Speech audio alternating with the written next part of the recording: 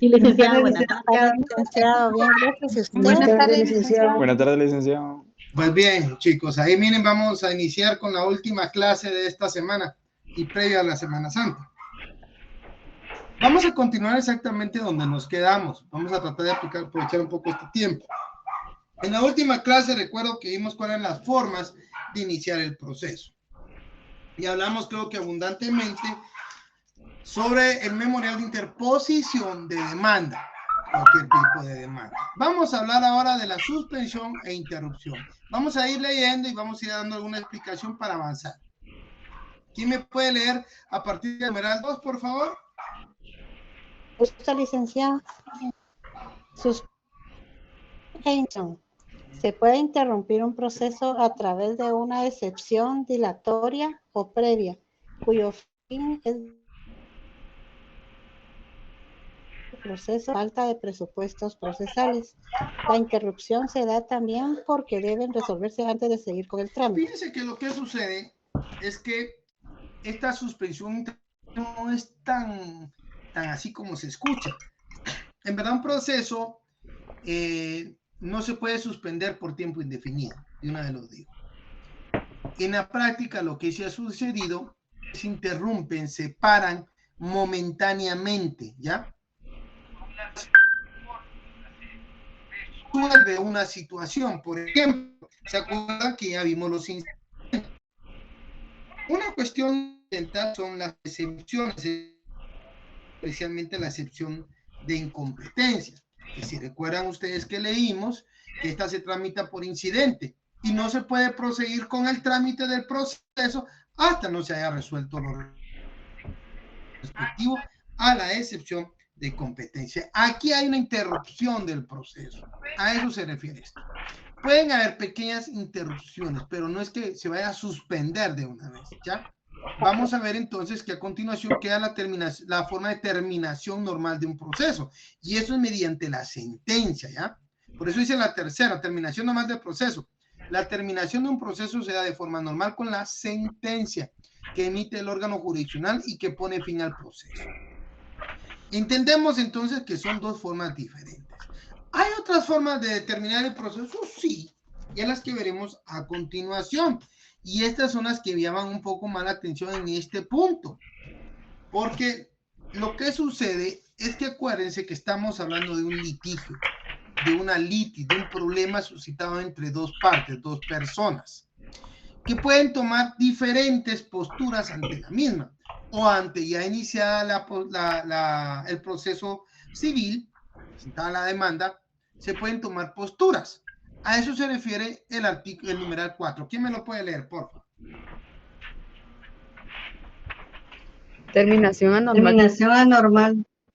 Sí, compañera. Gracias. Se da por diferentes razones que veremos más adelante, las cuales son el desistimiento, la renuncia, desistimiento total del actor, allanamiento, abandono del proceso, transacción, caducidad de instancia 588 y conciliación. Bueno, fíjense que lo primero que hablamos del desistimiento, para no me confundir, siempre me equivoco aquí, mejor le pongo de desistimiento, 581. Van a ver que hay desistimiento conforme al artículo 581. ¿Me lo pueden leer, por favor? Alguien que me lea 581 del Código Procesal Civil y Mercantil.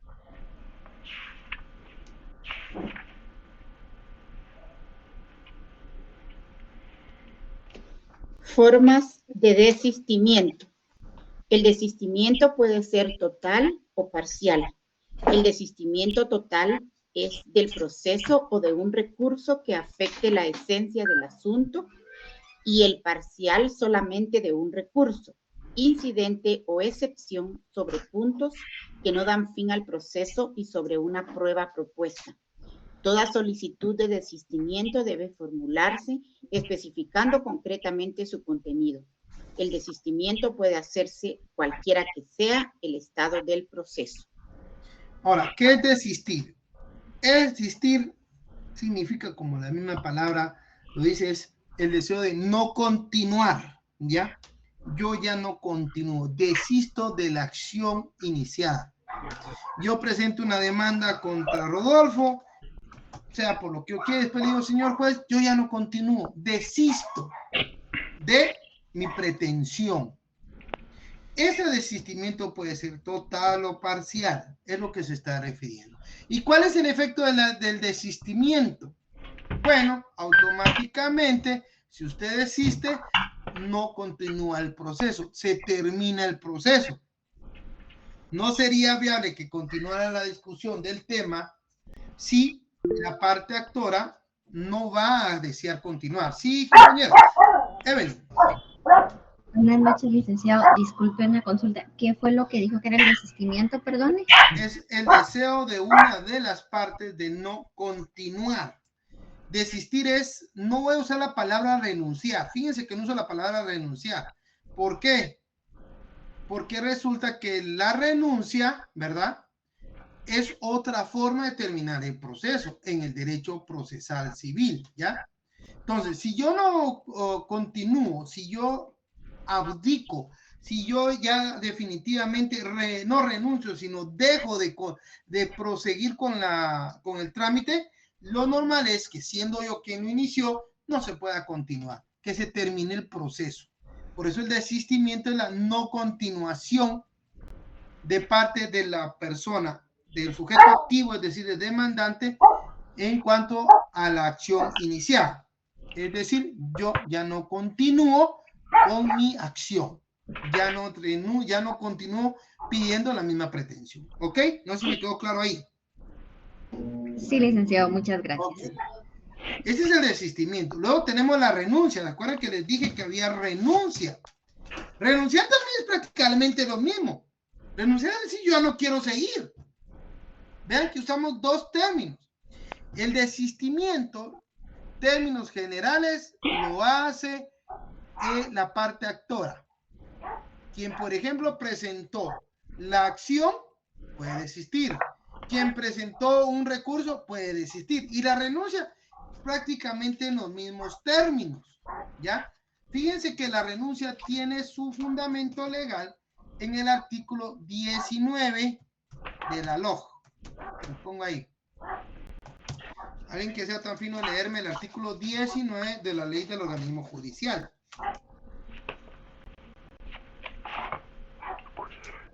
Solo uno, chicos.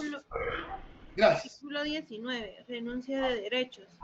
Se puede renunciar a los derechos otorgados por la ley siempre que tal renuncia no sea contraria al interés social, al orden público o perjudicial a terceros, ni esté prohibido por otras leyes. Fíjense qué interesante. Se puede renunciar. ¿Me pueden explicar ustedes cuál es la diferencia entonces entre la renuncia y el desistimiento? ¿Perdón? Emily. Ándele. ¿Qué dice usted? ¿Cuál es la diferencia? Vamos a Evelyn, vamos a escuchar a Evelyn, ya que levantó la mano Evelyn. Yo consideraría que el desistimiento, viene aunado a, como usted decía, a la pretensión, ¿verdad? Y el desistimiento, por el contrario, es a la renuncia de los derechos que otorga la misma ley. Pongámoslo en práctica. Estoy demandándola a usted porque usted me debe 500 quetzales. Si yo digo voy a renunciar, ¿se puede? Sí. ¿Quién dijo sí? Elvis. El licenciado. Bueno, ¿por qué dice que sí se puede? Porque es un derecho que tengo. Exacto. Fíjense que es interesante. Lo que pasa es que la renuncia en términos procesales es un poco más amplia. Porque la va a renunciar quien tenga ostente el derecho. Yo no puedo decir, mire, yo renuncio a hacer la parte demandada. No se puede. Pero yo sí renuncio a continuar con la demanda. La renuncia es muy aplicada en lo que es el proceso penal, les quiero contar. En el proceso civil se utiliza el desistimiento. Sin embargo, como la ley del organismo judicial también se aplica al Código Procesal Civil, pues definitivamente está la figura. Pero lo más jurídicamente prudente, lo que es más adecuado sería el desistimiento. Pero a la larga las dos dan el mismo fin. Es una forma de terminación del proceso. Sí, ¿quién me escribe? Ever. Sí, solo para entender bien. Entonces usamos el desistimiento cuando se trata de algo civil y la renuncia cuando se trata de algo penal, por decirlo así. Yo no doy penal, yo solo le digo que se utiliza en lo penal, pero que aquí Sí, pues. en el ámbito pues también se puede renunciar o se puede desistir, solo que en el ámbito civil lo aplicamos más el desistimiento, ¿ok? Ok. Bueno. Luego tenemos el allanamiento. Sí, ¿quién me escribe? Oscar Lick, Dígame, buenas Oscar. tardes. Sí, El Oscar. desistimiento no sería de que ya iniciamos un proceso y ya no queremos continuar. Y la renuncia es que no hemos iniciado. Pues entonces, si usted no ha iniciado, ¿qué va a renunciar? Yo le pregunto. Si se pone a pensar, Digamos que ¿usted no puede quiero- renunciar si ya inició una acción? ¿Que va a renunciar o continuar? Ya. Usted renuncia a continuar. Usted renuncia a solicitar que le paguen, por ejemplo. Es una renuncia. Por eso le digo, lo que sucede es que en el ámbito, cuando se emitieron ambas normas, son aplicables, sí lo son, pero lo más adecuado en el ámbito civil es desistir, ¿ya? Por lo regular, usted desiste de forma total o puede desistir de forma parcial. ¿Ya? Igual la renuncia. Por eso les digo, a la larga, lo más adecuado técnicamente, jurídicamente, es el desistimiento. ¿Sí, Emily? No, Luis, perdón, se me activó. Ever. Sí, con una consulta. Fíjese que a mí no me quedó muy claro la diferencia entre el desistimiento y la Si se renuncia. da cuenta, no hay mayor, porque los efectos van a ser los mismos. Si nos vamos a cuestión de efectos, Ajá. desistir y renunciar significa no continuar. ¿Ya? Desistir y renunciar significan yo ya no solicito, yo ya no pido, yo ya sé que tengo el derecho de, pero ya no continúo. Yo puedo decir, yo presento una demanda y digo, mire, renuncio a continuar con la demanda. ¿Legalmente es viable? Sí. Técnicamente no. Lo mejor sería el desistir, ¿ya? Técnicamente, pero es viable. ¿Ya? Ok, sí, ya me quedó más claro. Eso es lo que sucede. Si ustedes les decían, miren, la renuncia que está en la LOG, porque lo está en el artículo 19, significa, por ejemplo, les voy a poner un ejemplo donde sí se aplica la renuncia de derechos. Yo tengo derecho a un plazo para impugnar, 3 días. Pero yo puedo indicarle al señor juez, yo renuncio a ese plazo. Yo voy a renunciar a mi derecho de impugnar. Ahí sí aplicaría yo el renuncio, des en cuenta, porque son casos muy, muy específicos. Yo renuncio a impugnar y por ende que quede firme la sentencia. Ahí sería una renuncia. Ahí no podría ser desistimiento. Ahí sería una renuncia. Renuncio a ese derecho que ostento de poder impugnar. Pero digo, señor juez, yo renuncio. Que quede asentado que yo renuncio al derecho de impugnar. Y por esa renuncia, yo ya no voy a poder impugnar y queda firme la sentencia. Que no es lo mismo a desistir. Ahí sí hay una diferencia. ¿Ok? Sí, Henry. Licenciado, buenas tardes. Entonces, podríamos decir que el desistimiento es como abandonar el procedimiento y la renuncia sería abandonar el derecho. El derecho, prácticamente así. Mire, lo que podemos entender es que, aunque parecen sinónimos, no lo son del todo. Porque yo renuncio a un derecho, a ejercer un derecho. ¿Ya? Eso es lo que pasa. Yo desisto de la acción. Sí, la verdad que su lógica es bastante buena. Desisto de una acción, desisto de un proceso, ¿verdad? En cambio, renuncio a un derecho. Por eso les digo, la renuncia sí es bien complicada, pero si lo vemos así, con este ejemplo, yo puedo renunciar a ejercer mi derecho a impugnar. ¿Ya? Con ese derecho yo ya sé que no ya quedó firme la sentencia, la estoy aceptando. ¿Ya? Esto es para cortar los plazos. Por ejemplo, en divorcios se da mucho, en divorcios por mutuo consentimiento, que las clientes dicen, mire, renunciamos a plazo de la impugnación. En base al 19, perfecto. La sentencia queda firme y se ejecuta de forma inmediata. Otórguese la certificación respectiva para anotación. Esa es una renuncia y no puede ser desistimiento. El desistimiento es una forma normal de terminar el proceso.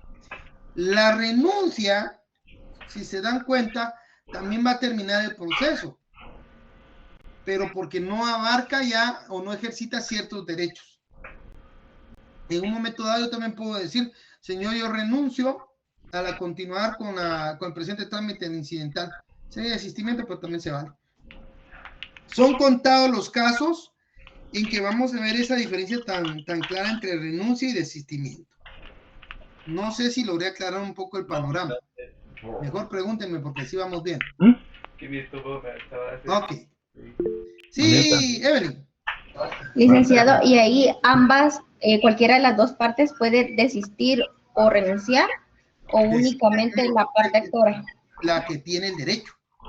Si yo, por ejemplo, soy la parte demandada y tengo derecho de accionar un recurso, yo puedo decir, señor juez, yo renuncio a la acción a mi derecho de accionar en una apelación. Renuncio al recurso. Ahí yo tengo el derecho. Pero yo no podría decir, mire, yo renuncio por el demandado. No se puede. Yo renuncio a mis derechos, ¿ok? Y puede ser cualquiera. Desiste quien tiene la acción. ¿Sí, Luis? Buenas tardes. ¿Perdón? Buenas tardes. ¿Sí? Estaba viendo en el artículo 582, en el segundo párrafo, y bueno, es desistimiento del proceso. Sí. Dice, este desistimiento impide renovar en el futuro el mismo proceso y supone la renuncia del derecho respectivo. Quiere decir que en el otro tipo de desistimiento sí puede volver a iniciar el proceso. No. Acuérdese que usted debe entender que existen dos tipos de desistimiento.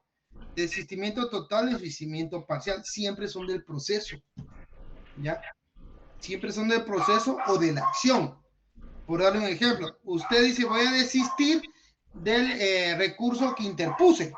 Usted está desistiendo de forma total del recurso, ¿ok? Siempre son del proceso de la acción que se está refiriendo, ¿ok? Ok, gracias. Sí, Juan. Buenas tardes, licenciado. Lick, fíjese que la vez pasada yo tuve un accidente automovilístico. Fíjese que un cabezal vino y se impactó en la parte trasera de un vehículo que yo andaba cargando. Y entonces hubieron personas heridas. Entonces, fíjese que como llegó la aseguradora, pero no nos cubría lo que era, en este caso de las personas lesionadas, no cubrían los gastos. Entonces llegó un abogado a asesorarnos, ¿verdad? Y se inició un proceso en el Ministerio Público. Y a final de cuentas, como ni la aseguradora, ni el propietario, ni el piloto que andaba llevando el vehículo, el cabezal, ¿verdad? Nadie se ponía de acuerdo. Entonces lo que hizo el abogado que nos estuvo asesorando, se solicitó el embargo y secuestro del cabezal. Y a medida con el propósito de que esta persona viniera y pues se hiciera cargo de tanto del vehículo como del gasto médico. Entonces, viera de clic que estuvimos casi un año en ese proceso, pero a final de cuentas la persona como a los 6 meses nos llamó y nos dijo, miren, yo les voy a dar 15,000 quetzales, que básicamente era lo que cubría el gasto de la reparación del vehículo, pero no cubría lo que eran los gastos médicos. Entonces se tardó otros 6 meses, a los 6 meses nuevamente nos llamó y nos dijo de que ya había perdido demasiado porque a final de cuentas no estaba utilizando el cabezal.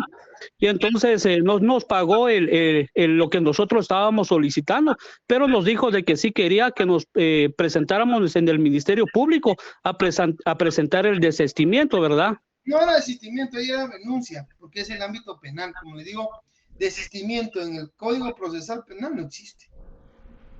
Ahí lo que tenía que poner usted es la renuncia en base al 19. Ahí renuncia usted a un derecho, ¿ya? Pero no es desistimiento. Si usted busca en el Código Procesal Penal no va a encontrar la figura del desistimiento. El desistimiento es una figura eminentemente civil. no penal, ¿ya? Y acuérdese que usted con lo que estaba peleando eran no los daños, usted estaba peleando la reparación digna, que es una figura específica penal, por lo que no se puede aplicar la figura de reparación de daños en el ámbito penal. No es lo técnicamente adecuado, ¿ya? Ok, gracias. Para servirle, mi hermano, y gracias por el ejemplo. Sigamos estudiando, pues, chicos. ¿No tienen más dudas? Acumulación de procesos, sujetos del proceso. Leámoslo, por favor. Vamos leyendo y vamos explicando.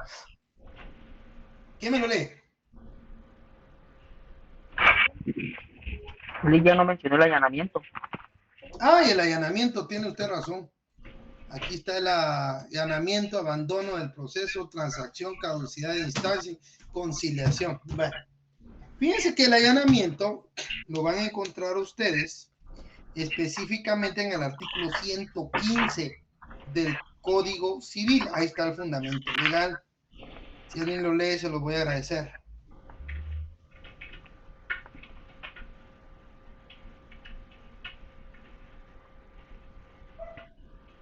Sobre el 115. ¿De qué ley? Disculpe, licenciado. Código Procesal Civil, ¿dónde estamos? Aquí lo tengo, allanamiento. Si el demandado se hallare a la demanda, no, si el demandado se allanare a la demanda, el juez, previa ratificación, fallará sin más trámite. ¿Qué es allanarse? Bueno, es aceptar. Es decir, estoy de acuerdo. Acepto la pretensión y tiene razón el que me está demandando. Yo sí le debo 10,000 quetzales y le voy a pagar los 10,000 quetzales. Eso es allanarse, es aceptar. Ahora, la transacción resulta ser que deviene de una conciliación. Transar es conciliar, ponerse de acuerdo. Por eso hablamos de la conciliación y la transacción. Si se dan cuenta. Lo que sucede es que es cuando las partes se ponen de acuerdo y a un arreglo, ¿ya? Negocian, como quien dice. Y como se ponen de acuerdo, ya no tiene sentido seguir con el proceso, porque automáticamente ya hay una conciliación, ya una solución está lista. Eso es la transacción y va de la mano con la conciliación. Si ustedes tienen medio, creo que ya leímos el 66, ¿verdad? Lo leímos en su oportunidad, que en todos lados hablamos de la conciliación, que es una forma de negociación entre las partes. Está bien regulada en varias partes de nuestro código procesal, civil y mercantil, y definitivamente también en la ley del organismo judicial. El 66, inciso, que es E. Si alguien lo tiene, lo podemos leer. Para procurar de oficio o a petición de parte dentro del proceso o antes de que se inicie el mismo el avenimiento de las partes, proponiéndoles fórmulas ecuánimes de conciliación. Lo anterior es sin perjuicio de las funciones que correspondan a los centros de mediación creados o reconocidos por la Corte Suprema de Justicia. En ningún caso, lo actuado por los jueces en su función conciliadora constituirá impedimento causal de excusa.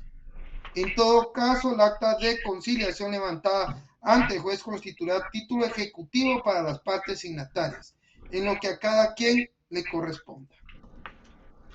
Entonces hablamos que la conciliación, la transacción está muy bien regulada. Pero existe otra figura que sí cobra mucha relevancia, que es la caducidad de instancia. Ahí sí podemos decir que se suspende el proceso. Es el caso de la suspensión del proceso. Pero vamos a explicar en qué consiste. 588, por favor, del Código Procesal Civil y Mercantil.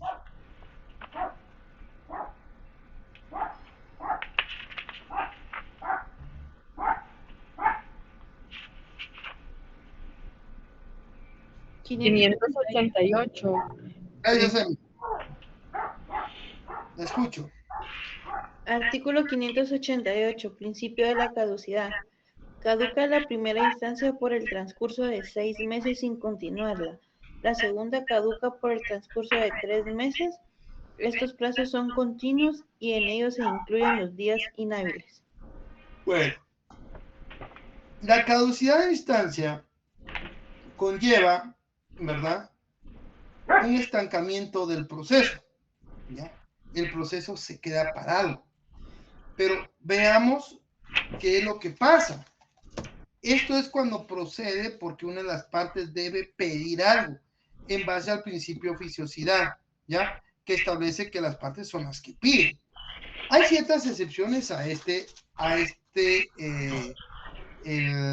principio y están contemplados en el artículo 589. Si alguien lo puede leer, por favor. 589. Excepciones al principio de la caducidad.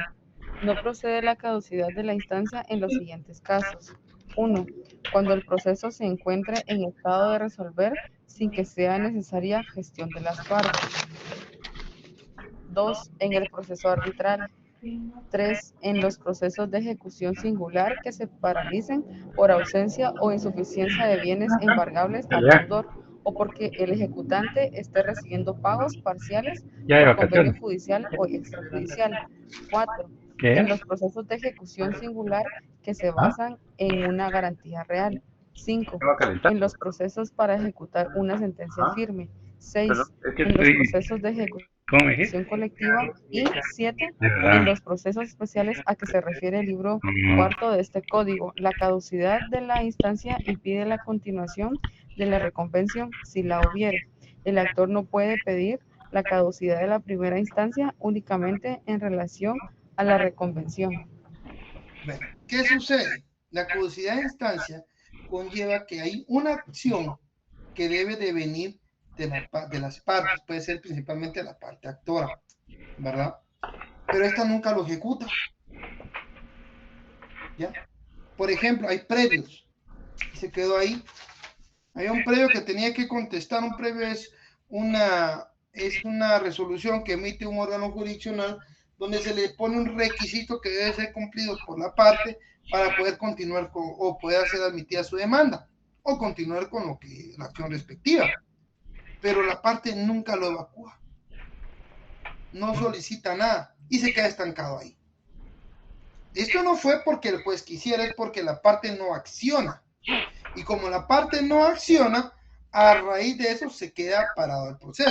Entonces, pasados los 6 meses, sin que se haya realizado ninguna acción, queda permitido que la parte contraria pida, ¿verdad?, la caducidad de instancia. Eso me encuentra en el 591, por si lo quieren leer, por favor.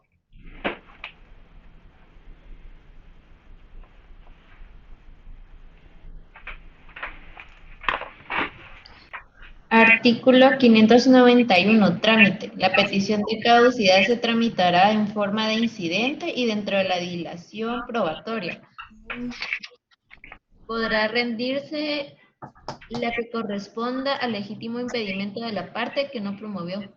La caducidad de la primera instancia puede pedirse también en la segunda, cuando los autos se encuentren ahí por apelación que no fuere de la sentencia y hayan transcurrido 6 meses sin gestionar. Ok, si se dan cuenta es por eso, no actué cuando debía hacerlo, ¿ya? Esa es la caducidad de instancia. La acumulación de procesos, ¿quién me lo puede leer? Solo para ir entendiendo esto, porque esto no tiene mucho problema. ¿Dudas hasta aquí, chicos? Por cualquier cosa, ¿tienen dudas? Hablen ahora, caen para siempre. Va, sigamos con la lectura. Sujetos del proceso, acumulación de los procesos, por favor.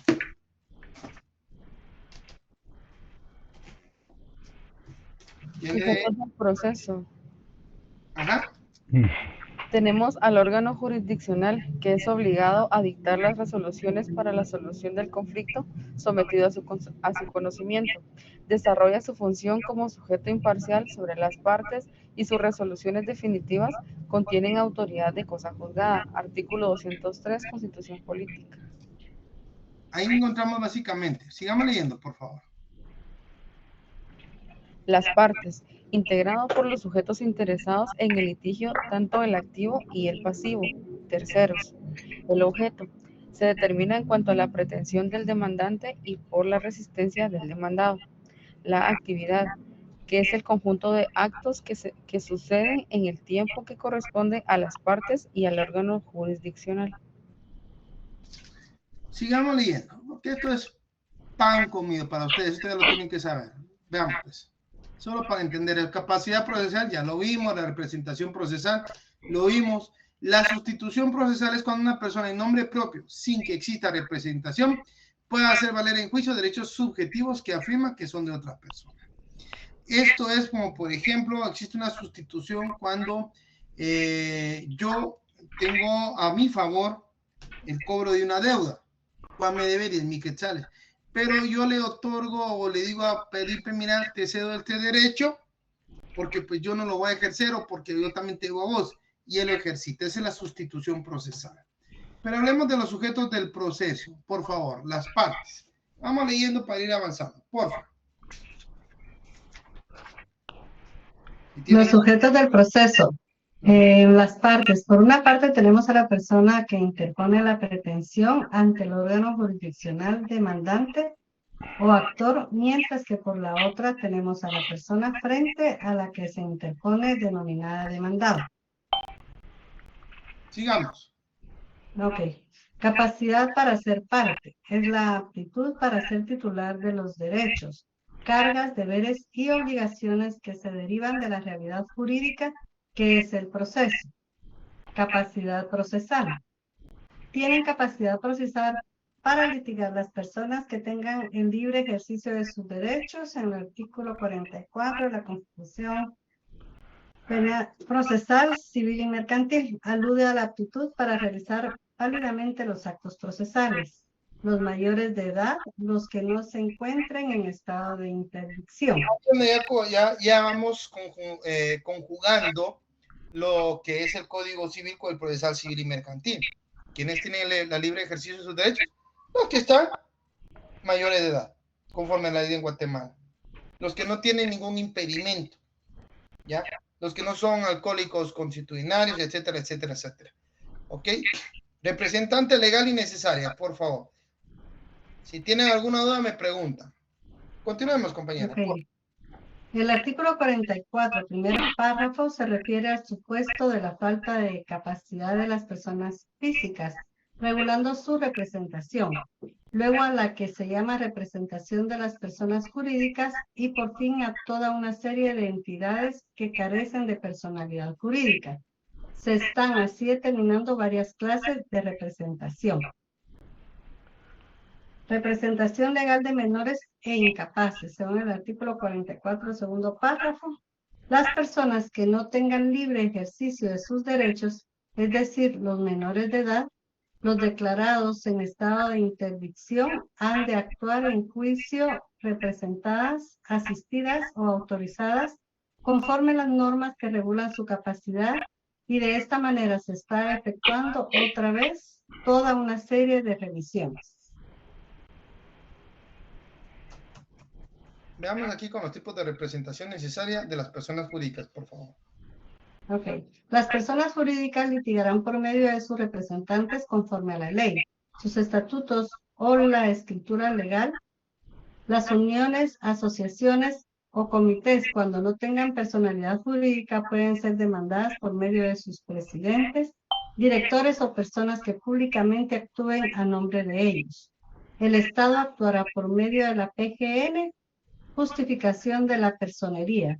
Los representantes deberán justificar su personería en la primera gestión que realicen acompañando el título de su representación. Ahora aquí es donde yo les echo gol. Aquí es donde voy a mezclar un poquito el Código Civil con el Código Procesal Civil y Mercantil. ¿Se acuerdan ustedes la clasificación de las personas jurídicas? Eso lo vieron en Derecho Civil 1. Yo les aconsejo que lo vayan estudiando. Está en el artículo 16. En el artículo 15 y la representación está en el artículo 16. Les voy a dar un chisme. Viene en el examen. ¿Por qué? Porque aquí es donde me dice qué documento debe presentar una determinada persona jurídica. ¿Quién me puede leer el artículo 16 del Código Civil, por favor? Artículo 16, Código Civil. La persona jurídica forma una entidad civil distintas de sus miembros individualmente considerados. Puede ejercitar todos los derechos y contraer las obligaciones que sean necesarias para realizar sus fines y será representada por la persona u órgano que designe la ley, las reglas de su institución, sus estatutos o reglamentos o la escritura social. Una sociedad, escritura social. Una ONG o quien designe quien no haya formado, que probablemente es por acuerdo gubernativo. Ustedes van a tener que ir viendo esas cositas. Una iglesia, ¿cómo se representa? Artículo 17. Las iglesias son capaces para adquirir y poseer bienes y disponer de ellos, siempre que los destinen exclusivamente a fines religiosos, de asistencia social o a la educación. Su personería se determina por las reglas de su institución. Sigamos con el artículo 18. Personalidad de las asociaciones civiles, las instituciones, los establecimientos de asistencia social y demás entidades de interés público regulan su capacidad civil por las leyes que hayan creado o reconocido, y las asociaciones por las reglas. ¿Sí? Por ejemplo, el IX, ¿cómo se regula? Por la ley que la creó, ¿verdad? Eso es lo que tiene que ver. Miren cómo es que empieza a cobrar aquí ya relevancia o cierto interés estos artículos. Ya lo conjugan ustedes con el Código Procesal Civil y Mercantil y les van a decir quién representa a determinada entidad. Y dense en cuenta, aquí estamos hablando que se debe justificar la personería, es decir, yo represento al Estado de Guatemala. Antes se me tuvo que delegar la presentación por medio de un acuerdo gubernativo emitido por la Procuraduría General de la Nación. Tan sencillo como eso. Y lo tengo que presentar en el momento que acompaño la demanda. Ahí mismo acredito mi representación. Lo justifico. Porque si no, no se tiene por presentar y se rechaza. ¿Ya? Vean qué importante es. Si yo voy a representar a una tercera persona, tengo que acreditar o justificar esa representación. No la puedo hacer así solo porque me da la gana. No. Tiene que demostrarse y justificarse el por qué represento. ¿Ok? Y a eso se refieren estos artículos y cobran relevancia. Sigamos con el representante judicial, por favor. Ok.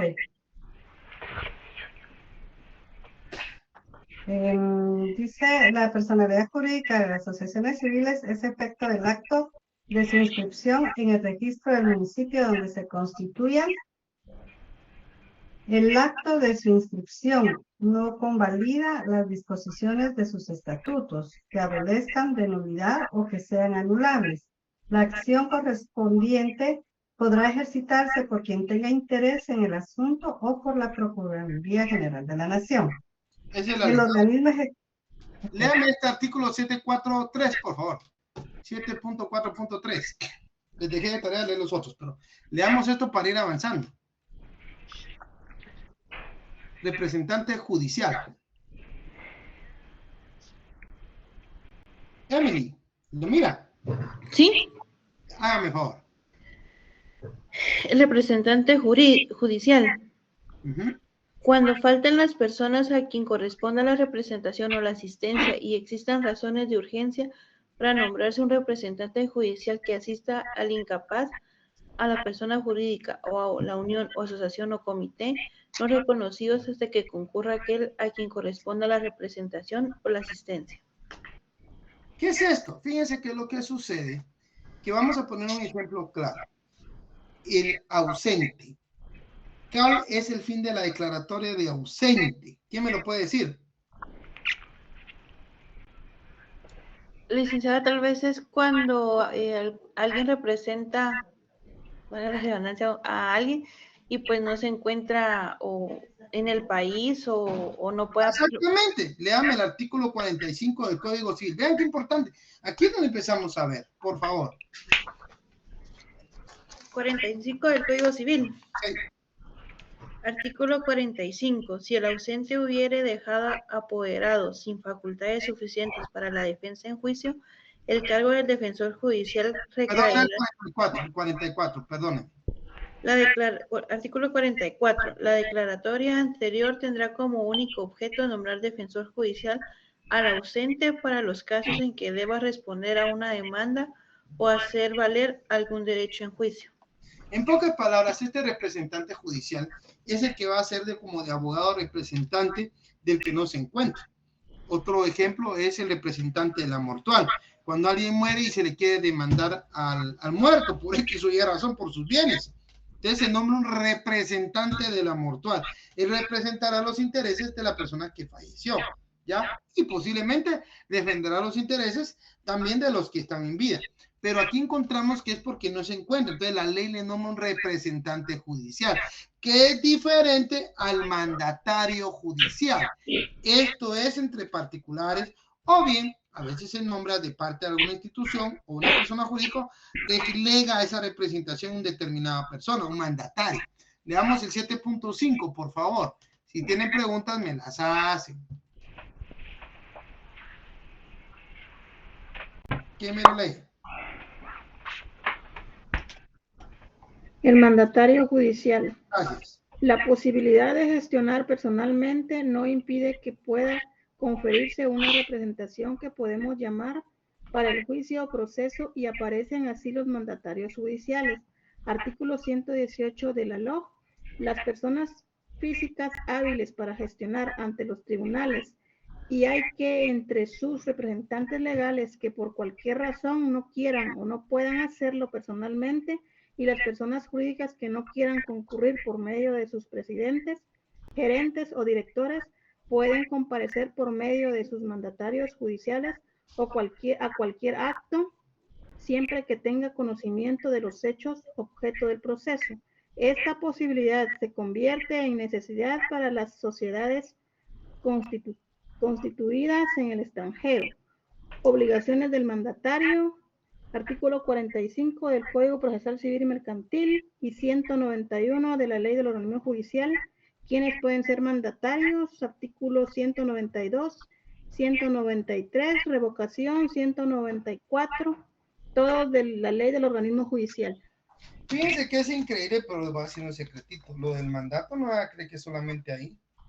En verdad el mandato está también en el Código Civil, a partir del artículo 1686.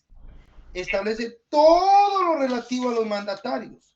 También en la ley del organismo judicial por ciertas cuestiones que tienen que darse. Entonces, vemos que el mandato sí es una figura bastante rica en normas jurídicas. Está muy bien fundamentado, muy bien resguardado. Sería bueno que lo leyeran porque incluso hay tipos de mandato. Mandatos con cláusula especial, mandatos judiciales, mandatos con representación, mandatos sin representación, en fin. Toda una forma de representar a terceros, ¿ok? Por favor, tomadlo en cuenta. Aquí solo, sí, Emily. Solo, perdón, ¿desde qué artículo dijo del Código Civil? 1686. Gracias. Vamos a hablarlo del abogado director, también leámoslo solo para que no nos hagamos bolas, por favor. Se llama así básicamente porque sirve para dar la dirección y defensa de las partes en toda clase de procesos o el asesoramiento y consejo jurídico, lo que supone la existencia de dos campos de actuación. 1. El asesoramiento extraprocesal. 2. La defensa o asistencia en juicio de las partes. En el aspecto procesal, la norma guatemalteca parte de una regla general enunciando en el artículo 50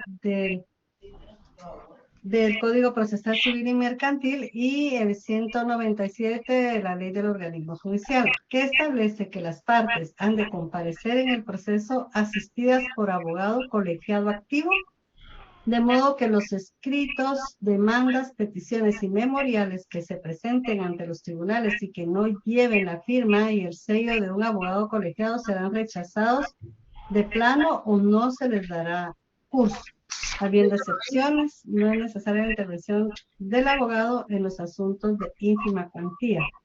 50 y 211 del Código Procesal Civil en los verbales que conozcan los juzgados menores, 197 de la Ley del Organismo. Eso lo platicamos al principio, ¿se acuerdan? Entonces vemos que el abogado director, ¿cuál es su función? básicamente sirve de dar dirección y defensa, porque el abogado conoce del derecho, ojo, conoce las formas del proceso. Entonces el abogado es el que le va diciendo a uno qué debe hacer o qué no debe hacer. La legitimación. Voy a dejar esto clase de legitimación porque esta sí la vamos a tener que profundizar un poco. Les voy a dar hoy descanso para que inicien sus vacaciones de verano, ¿verdad? Pero el día lunes les cuento que no sé si ya les pasé, pero el 17 empieza, bueno, el 17 tienen conmigo ya examen parcial. Así que aprovechen a estudiar lo que hemos visto, hacer lo que tienen que hacer y bueno, a darle. Si tienen trabajo, yo creo que un trabajito, pues aprovechen, sí, Irma.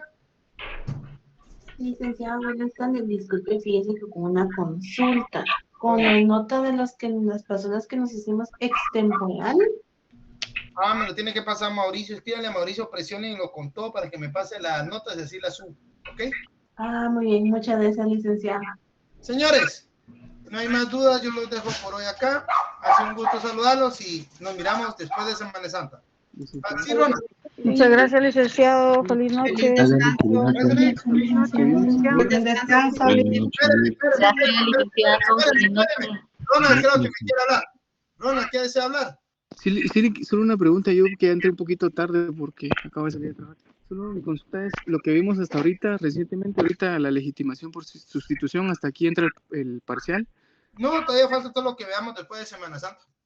Ah, sí, pues cierto. Otra consulta, Lick, no sé si dio indicaciones al inicio de la clase, ya tengo como unos 20 minutos que recién me conecté, entonces no sé si dio alguna información importante. No, algo básico no. Ah, ok. Licenciado, buenas noches. Sí, Flor. Feliz noche, Licenciado, con licenciado. respecto a lo del trabajo, ¿es solo el memorial o tenemos que hacer alguna otra cosa? Acuérdense que ya les di las instrucciones. Les voy a decir a los compañeros que se los pasen por escrito, que se me dio todo el trabajo. Por favor, licenciado, gracias. Lisbeth. Buenas noches, Lick. Dígale usted, por favor. Disculpe, fíjate que yo ya mandé las indicaciones del trabajo al grupo.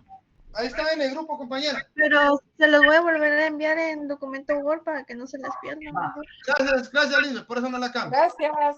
Feliz tarde, pues. Sí, Rudy. Hay una publicación, Lick, disculpe, que el examen de procesal civil es el 3 de abril.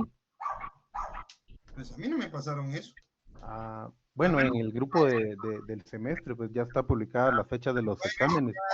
Y aparentemente iniciamos el 1 de abril con Derecho Administrativo 2, el 3 de abril con Procesal Civil, el 5 de abril con Cambió, Penal. compañero. Me toca el 17. Sí, Lick, así es, sí, le cambiaron. Y tiene ok. razón, es el 17. Ahorita se los mando, miren, es el 17, ¿dónde está? Ahí está. El 17 les toca, entonces tenemos tiempo todavía para seguir. Gracias, Lick. Señores, feliz tarde. Feliz tarde. Feliz noche. Gracias, buenas noches.